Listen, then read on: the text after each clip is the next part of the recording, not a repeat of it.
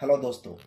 आज हम जानेंगे पीबी बिल्डिंग के बारे में और हम बात करेंगे कि पीबी बिल्डिंग या प्री इंजीनियरिंग बिल्डिंग क्या होती है।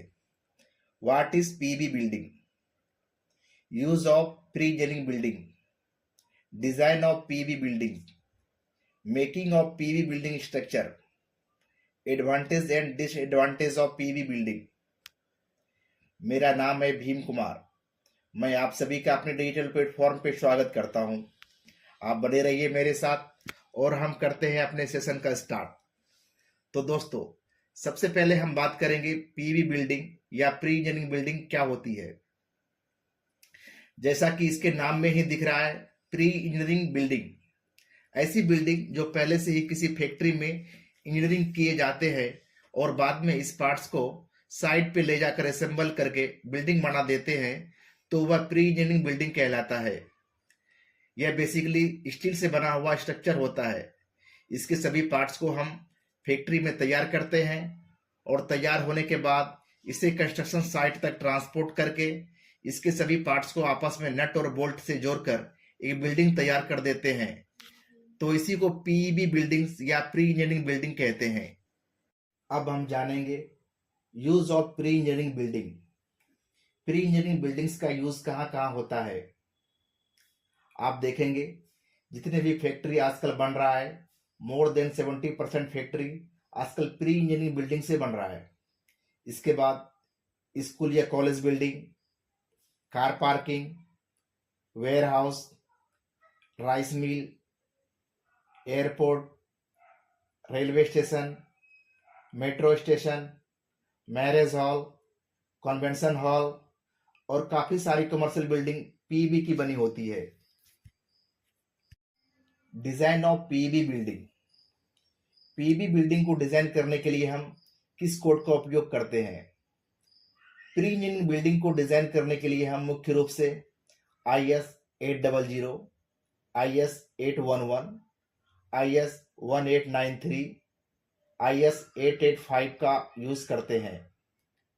अब हम बात करेंगे इसको डिजाइन करने के लिए हम किस किस सॉफ्टवेयर का यूज करते हैं। तो इसे डिजाइन करने के लिए हम स्टैड प्रो, टेक्ला स्ट्रक्चर और ऑटोकैड जैसे सॉफ्टवेयर का यूज करते हैं। Advantage and disadvantage of PEB building. पहले हम बात करेंगे एडवांटेज के बारे में। First, faster construction. यह बहुत ही फास्टर कंस्ट्रक्शन प्रोसेस होता है compare then conventional concrete building.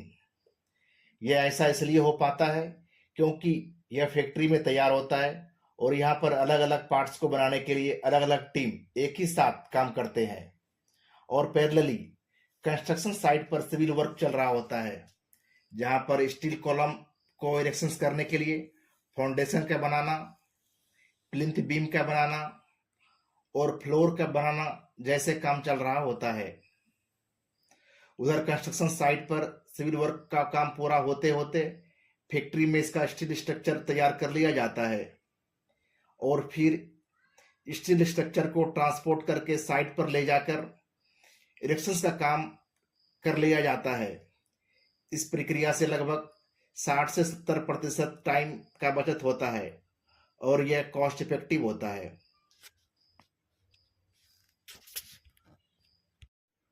दूसरी इसकी सबसे बड़ी एडवांटेज है इसकी क्वालिटी। चूंकि यह फैक्ट्री में तैयार होता है, इससे हम इसकी क्वालिटी को बहुत अच्छे तरीके से कंट्रोल कर रहे होते हैं। इसका तीसरी सबसे बड़ी एडवांटेज है सिंगल सोर्स ऑफ डिलीवरी। आजकल मार्केट में बहुत सारी पीवी बिल्डिंग्स बनाने वाली कंपनी है जो पीवी बिल्डिंग्स का कंप्लीट सॉल्यूशन प्रोवाइड करती है। ऐसे में जिस कंपनी को भी या जिस किसी को भी पीवी बिल्डिंग्स चाहिए होता है, वह पीवी बिल्डिंग्स बनाने वाली कंपनी को कंप्लीट कॉन्ट्रैक्ट दे देते हैं और वह इसे इसकी जरूरत के हिसाब से कस्टमाइज करके कंप्लीट बिल्डिंग बनाकर देती है।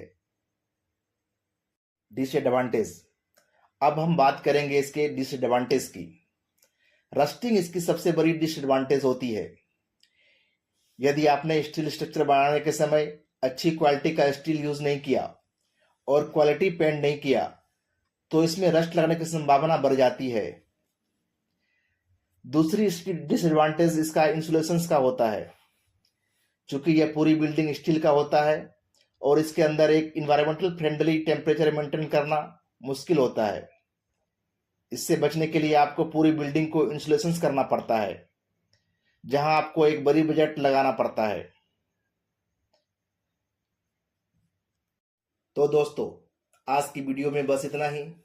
हमारी दूसरी वीडियो में हम बताएंगे कि प्री इंजीनियरिंग बिल्डिंग कितनी तरह की होती है, इसका मैक्सिमम स्पैन कितना हो सकता है, प्री इंजीनियरिंग बिल्डिंग और कन्वेंशनल कंक्रीट बिल्डिंग में क्या अंतर होता है, प्री इंजीनियरिंग बिल्डिंग का मैन्युफैक्चरिंग कैसे होता है, इसका इरेक्शन कैसे होता है, इसका ड्राइंग कैसे बनाया जाता है, इसका डिजाइन और डिटेलिंग कैसे होता है, इसका स्लोप कैसे डिसाइड करते हैं।